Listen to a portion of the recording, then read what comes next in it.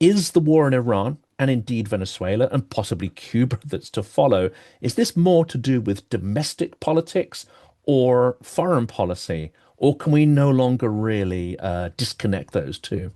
It is not domestic politics. It is not foreign policy. And as an intelligence professional, if this were happening in any other country, based on the activities, the rhetoric, the behaviors of the national leader, I would describe it this way. This is mental illness playing out as policy. Donald Trump has this image in his head. He has an imperial presidency in his head. He views himself as this Roman figure, right? A Nero or a Caligula, if you will, that thinks he's going to march around the world.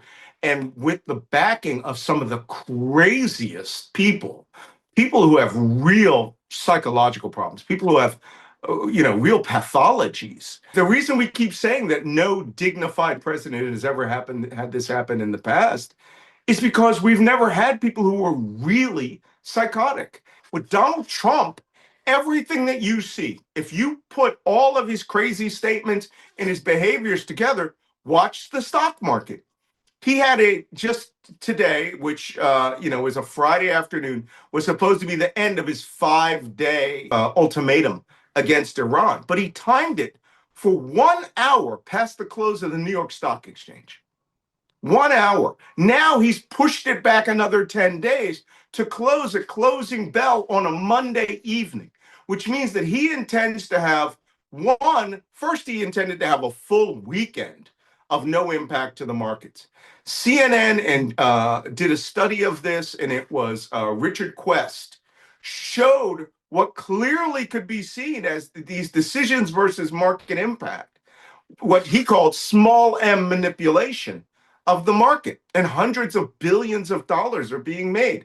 So you could almost argue this war was timed to manipulate the market of the 2020 November election with a massive win for the United States. But this was planned with Israel by their own confession, months, right? Pete Hegseth said thousands and thousands of man hours went into the planning in Israel, with Israel, and how we were going to do this. And then they go, oh, well, we're not fighting with Israel. Really? Somebody launched 30 ballistic missiles to decapitate the government and at 12 noon on a Saturday. That's not how America fights, but that's how Israel fights, right? To blast a bunker. His son, Barron Trump, 2 days before this war began, bought $30 million in stocks, oil stocks. Bought 47 oil at $45 to $65 a barrel. And he's sold. He's probably selling when it hits 112. He probably sold, and he may even be holding out for these decisions. Let me tell you, there will be a Nuremberg trials for this family and this administration, and it will all come out. And we'll find that these people were thieves, stealing on the deaths of U.S. service members, 14 U.S. service members, and now 1,937 Iranians, which will probably go into the thousands, and they should be held to account. This isn't grifting, all right? This is literally profiting off of murder.